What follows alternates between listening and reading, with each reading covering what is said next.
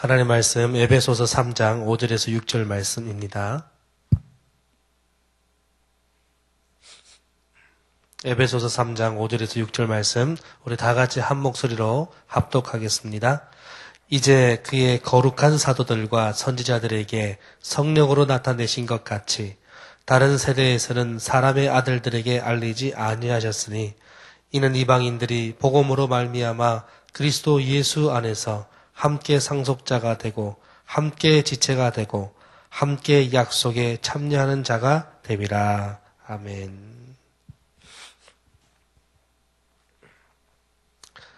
우리는 살아가면서 참 중요하게 여기는 것들이 있습니다. 나는 어떤 존재인가? 그리고 나는 어떤 삶을 살 것인가? 나의 인생의 목적을 어디에 둘 것인가? 이런 것들 때문에 우리는 태어났을 때부터 주님께서 부르시는 그날까지 늘 고민하면서 그리고 늘 생각하면서 살아갑니다. 그래서 인생에 참 중요한 것은 삶의 목적, 나의 존재, 그리고 나는 무엇을 향해 어떤 믿음을 가지고 살아가는가, 이것이 참으로 중요하다고 생각합니다.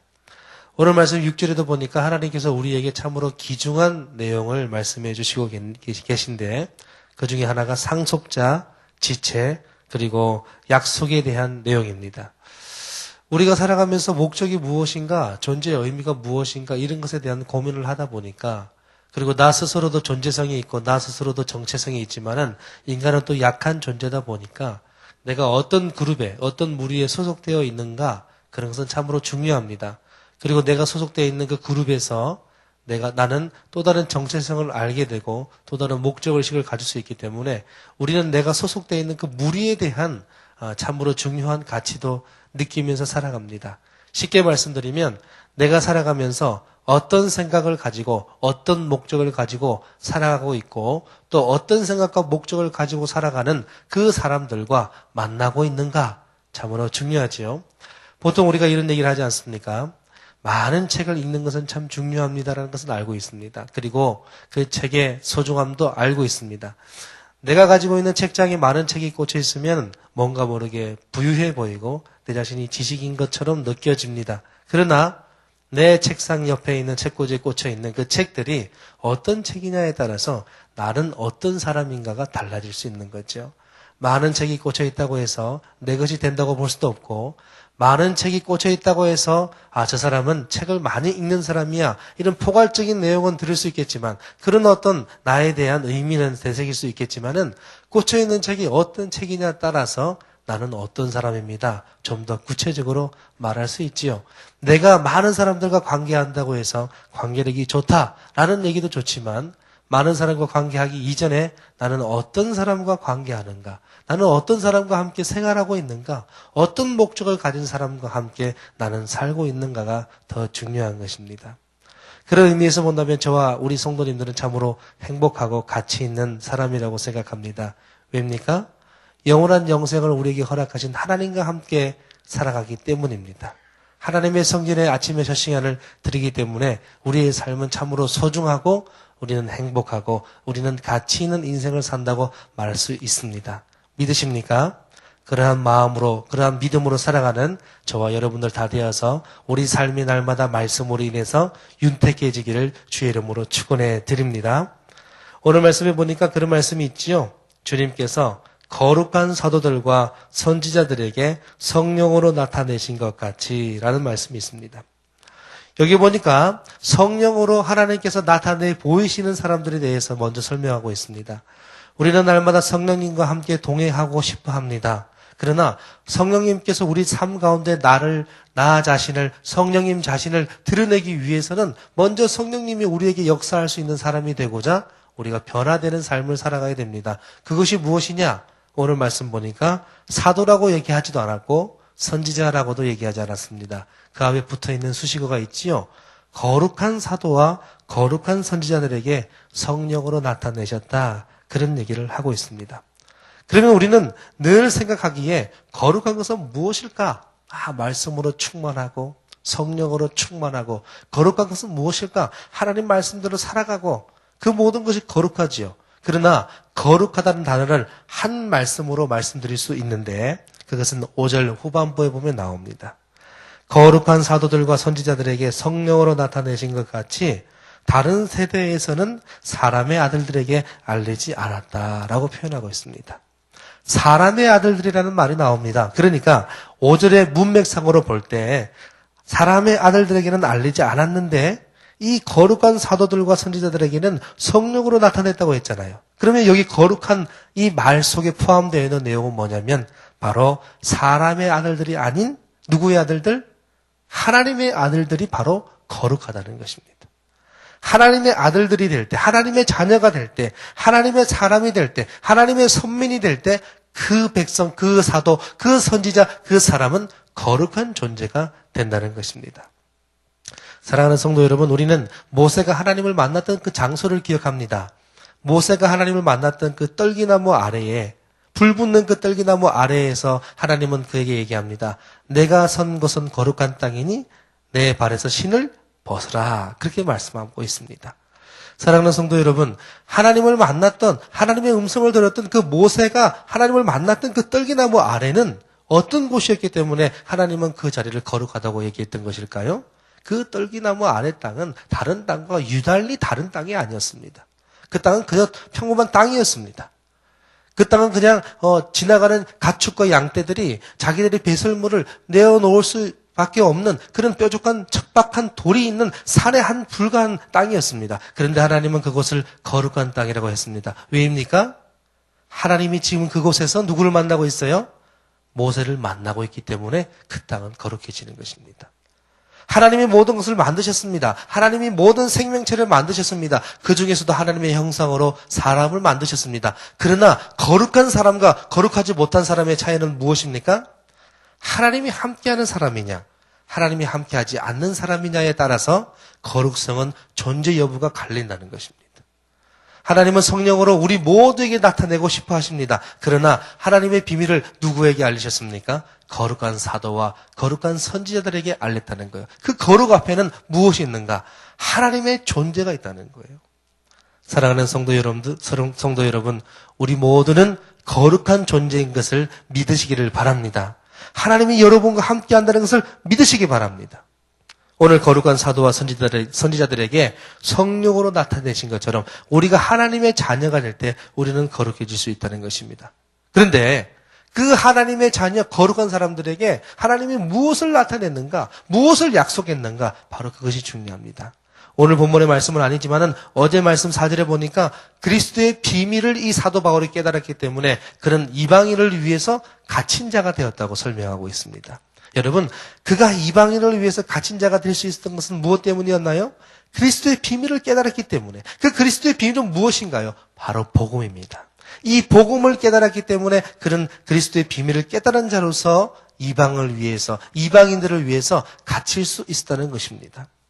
하나님은 이 거룩한 사도와 선지자들에게 무엇을 알리셨는가, 무엇을 약속하셨는가, 바로 그리스도의 비밀을 깨닫게 하기 위한 성령을 약속하시고 그 복음의 계시를 깨닫게 하셨다는 것입니다.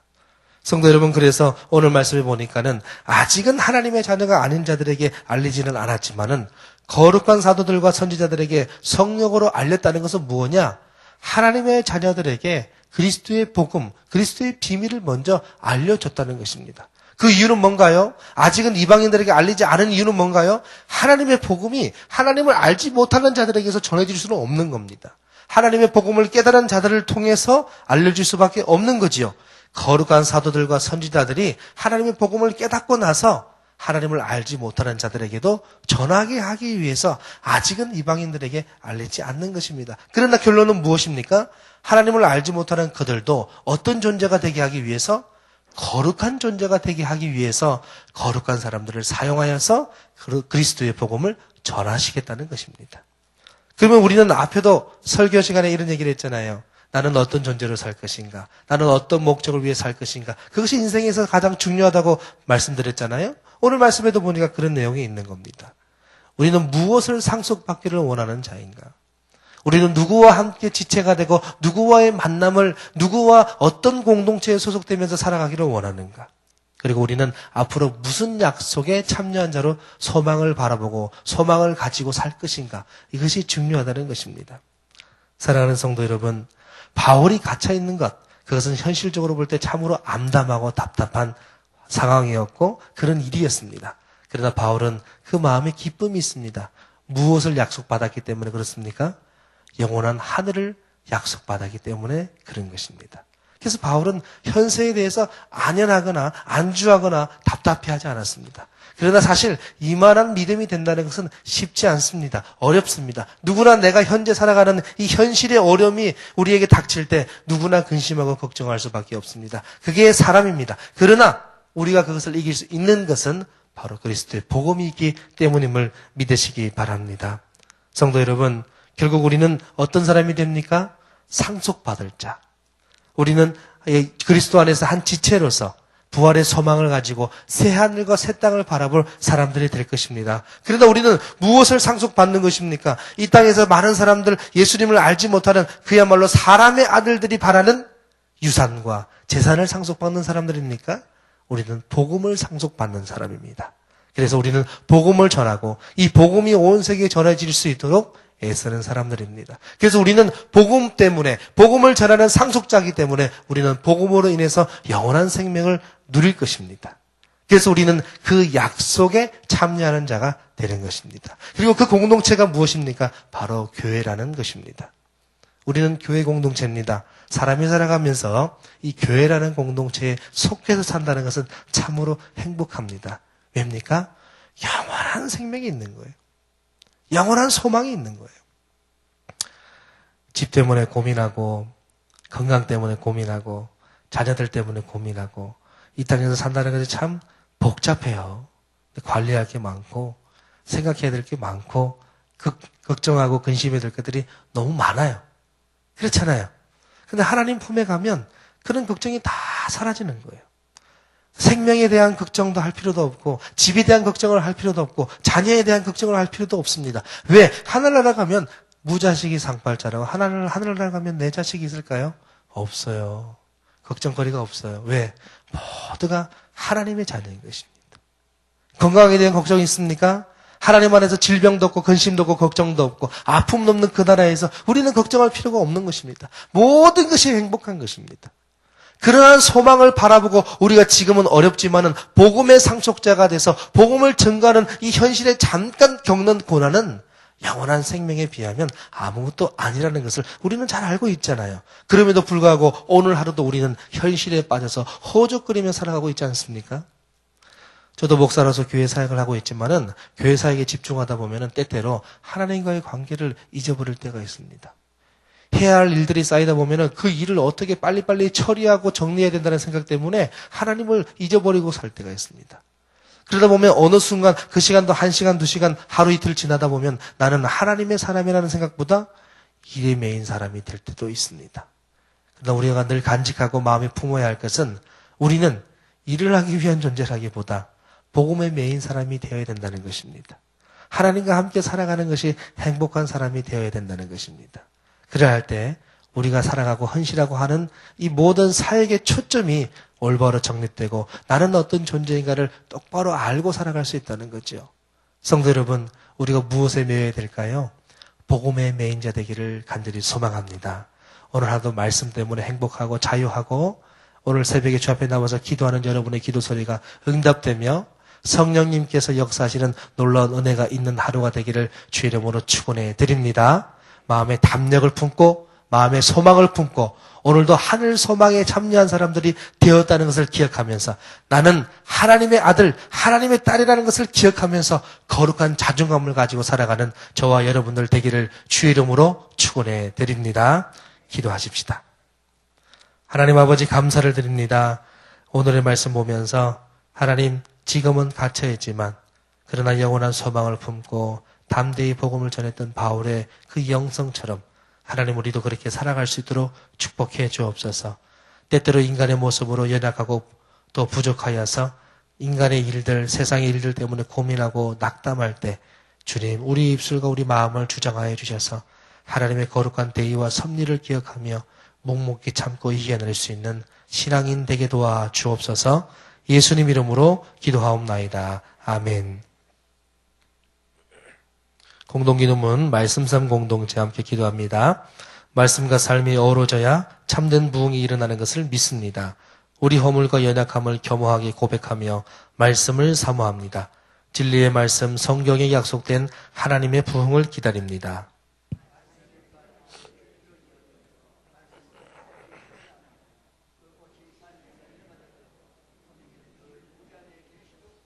삼위일체 하나님의 임재와 현존으로 사랑의 음성을 들려주옵소서.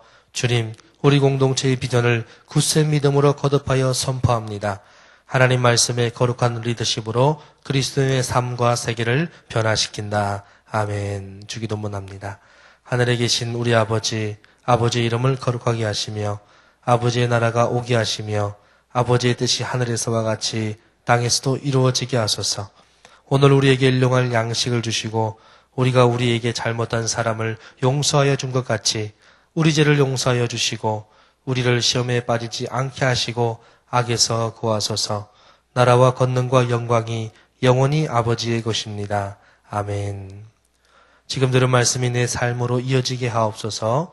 구역예배와 모임 구역 리더들을 위해서, 금요 심야 기도회를 위해서, 한국의 작은 교회들과 동력교회의 사역을 위해서, 그리고 오늘부터 시작되는 우리 싱크 겨울 수련회와 그리고 인도네시아 비전 선교, 방글라데시 해외 어려 선교를 사역을 위해서 오늘도 성락선교교회 온 성도들의 가정과 직장, 학업 하루를 축복하옵소서. 우리 함께 공동기도문과 합심으로 기도한 뒤에 개인적인 시간 갖도록 하겠습니다. 기도하겠습니다.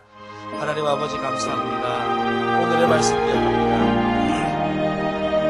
하나님 아버지 바울이 주님 안에 삼속자가 되었고 하나님 안에서 지체가 되었고 그가 약속이 참여한 자가 되었다고 고백하고 있는데 아버지 하나님 우리도 그러한 사람으로서 살아갈 수 있도록 주님 인도하시기를 하나님 소망합니다. 하나님 복음의 삼속자, 복음의 증거자, 복음의 유산을 남기시는 신앙의 선배들 되게 도와주시고 신앙의 어머니 아버지 될 수 있도록 주님 인도해 주시옵소서. 하나님 저 앞에 기도합니다. 하나님 무엇을 약속받았는가? 아버지 세상을 약속받은 것이 아니라 물질을 약속받은 것이 아니라 세상의 탐욕과 명예와 권력을 약속받은 것이 아니라 하나님의 자녀로서 새하늘과 새 땅을 약속받은 자로서 살아갈 수 있도록 하나님 인도하여 주시기를 간절히 소망합니다. 하나님 오늘을 살기를 원합니다. 그러한 감격으로 그러한 자신감으로 그러한 전체성과 그러한 자존감으로 살아갈 수 있도록 하나님 인도하여 주시기를 간절히 소망합니다. 아버지 하나님 오늘 들은 말씀을 기억하면서 하나님 오늘도 기쁘게 살아가게 도와주시고 감사함으로 기도함으로 살아갈 수 있도록 주님 인도하여 주시기를 간절히 소망합니다. 하나님의 말씀에 아버지 거룩한 리더십으로 살아가는 거룩한 존재 되게 하옵소서. 하나님 말씀대로 우리 삶이 어우러져서 그러한 참된 부흥을 느끼며 그러한 참된 부흥을 소망하며 살아가는 공동체 되게 도와주시옵소서.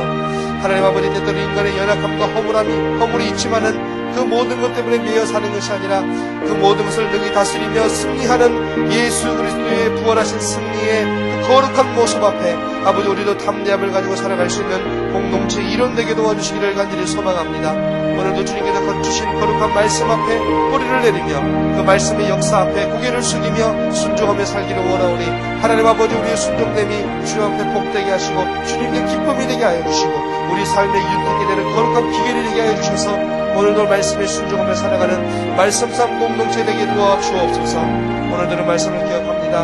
하나님 특별히 오늘은 구역 예배가 있고 구역 모임이 있는 날입니다. 구역원들 사랑해 주시고 구역장으로 설교자로 수고하시는 분들 주여 붙잡아 주셔서 아버지 교회 안에 있는 작은 교회들이 주님 앞에 하나가 되어서 하나님께 영광을 돌리는 거룩한 교회로 전진하게 도와 주시옵소서. 하나님 아버지 금요 심야 기도를 위해 기도합니다. 아버지 하나님 올해 들어서 금요일마다 주 앞에 나와 기도합니다. 그리고 매일마다 주 앞에 나와 기도합니다. 아버지 특별히 금요 심야 기도에 많은 성도님을 동참하여서 주 앞에 부르짖으며 기도하며 찬양할 때 성령 하나님 함께 해주셔서 우리 교회가 주 앞에 부르짖으며 기도하는 모든 분들을 응답하시고 하나님 들어주시고 우리 교회가 기도 생활화될 수 있도록 주님 인도하여 주시기를 간절히 소망합니다. 한국의 작은 교회들과 동력교회들 사랑해 주시옵소서. 아버지 하나님 대형 교회들을 아버지 하나님 주 앞에 더욱더 헌신하며 수고하는데 아버지 하나님 작은 교회들이 아버지 점점 어려워져서 한국 교회가 어려워지고 있습니다. 한국의 작은 교회들 중소형 교회들 주여 붙잡아 주시고 아버지 그 교회들이 각 지역에서 건강하게 성장할 수 있도록 주님 인도하여 주시기를 소망합니다. 동력교회 사역을 위해서 기도합니다. 작은 교회를 붙잡아 주시고 힘을 내게 도와주시고 그 교회 교육자들 주님 붙잡아 주셔서 함께 주의 일을 감당하는 데 부족함이 없도록 도와주옵소서. 오늘부터 아버지 진행되는 우리 신구교회 수련회를 주님 붙잡아 주시옵소서. 다음 주 월요일부터 진행되는 인도네시아 비전 선교를 붙잡아 주시옵소서.